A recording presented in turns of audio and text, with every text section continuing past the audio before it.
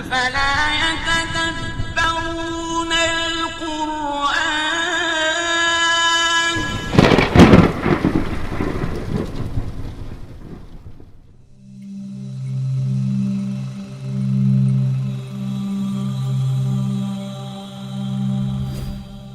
Indeed, Allah is not ashamed to present a mosquito as an example or anything that is above it. As for those who believe, they know that it is the truth from their Lord. But as for those who disbelieve, they say, what did Allah intend by this example? The Quran, chapter 2, verse 26. The first question that comes to mind is, what does Allah mean when using a mosquito as an example? Essentially, Allah is saying that even a fly is enough to demonstrate His existence. At first glance, you might be thinking how, but by doing some reflection, it will hopefully make a lot more sense. Let's consider that this verse came down 1,400 years ago to a tribe in the middle of a desert. It is only in the last 200 years that science has made huge progress and knowledge has increased like never before. What we once thought was an insignificant little fly has actually proved to be a phenomenal species full of complexities. Here are some facts that we have come to know. The mosquito egg is always laid in water. As the mother lays her eggs, she sticks them together into an array to form a raft structure to stop them from sinking. From there, the eggs turn into larvae that swim around upside down on the surface of the water whilst breathing through a tube, a bit like a snorkel. The larvae then turn into pupae and then break out as adults with the ability to fly instantly. This small insect that has hatched is currently the deadliest animal in the world. Ever wondered why they have extremely fast reflexes? Well, that's because the mosquito has a pair of compound eyes. Each compound eye is made up of hundreds of mini eyes called lenses that curve around. Each lens takes an image at a different angle which its brain processes. For this reason, the mosquito can see almost everything happening around it at any given time without having to turn around. Physicists have been fascinated by this and have been trying to copy this system to develop self-driving cars, drones, and safety cameras, to say the least.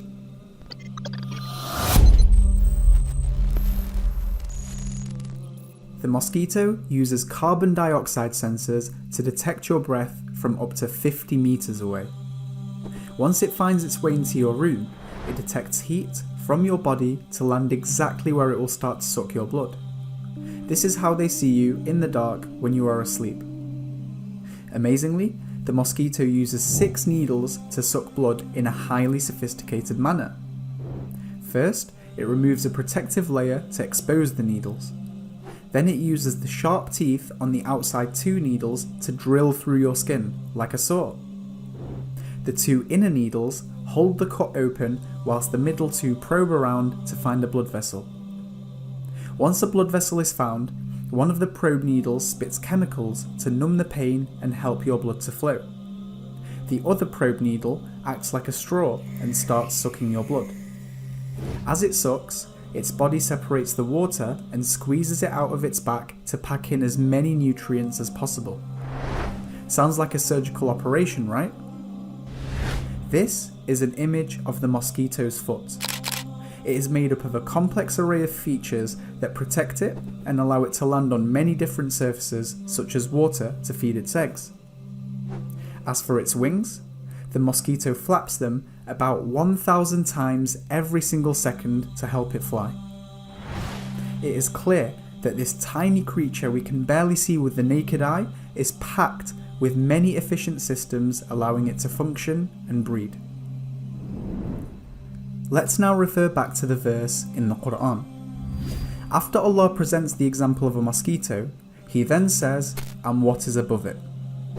The Arabic used for this, فَمَا فَوْقَهَا, linguistically has many meanings, including what is above it physically and what is above it in size. Guess what? All definitions apply. In terms of size, well, We don't have to look too far into nature to see that a mosquito is nothing compared to what is out there. The universe is so complex, yet so perfect, that it is beyond human comprehension. What about above it physically? Well, scientists have discovered that some mosquitoes have tiny larval water mites that live above them as parasites.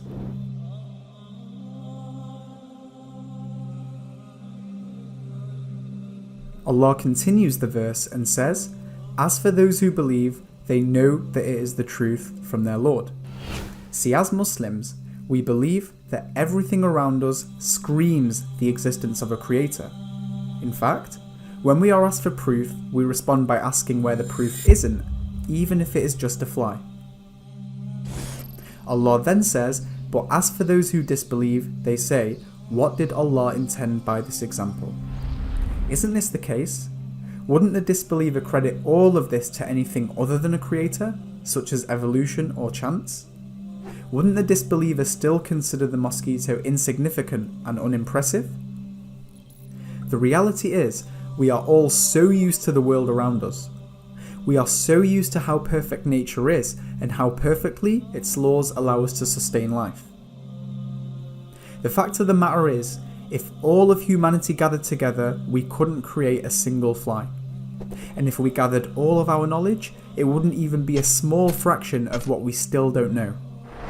Yet some of us sadly believe that we have enough wisdom and intelligence to deny there is a creator as a possibility, just because it doesn't make sense. Think about this.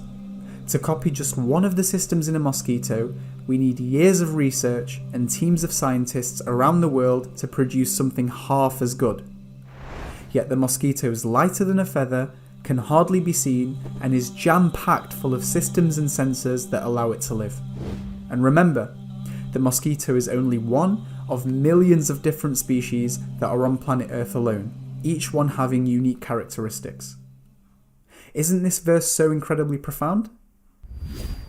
إن الله لا يستحي أن يضرب مثلا ما بعوضة فما فوقها فأما الذين آمنوا فيعلمون أنه الحق من ربهم وأما الذين كفروا فيقولون ماذا أراد الله بهذا مثلا يضل به كثيرا ويهدي به كثيرا وما يضل به إلا الفاسقين.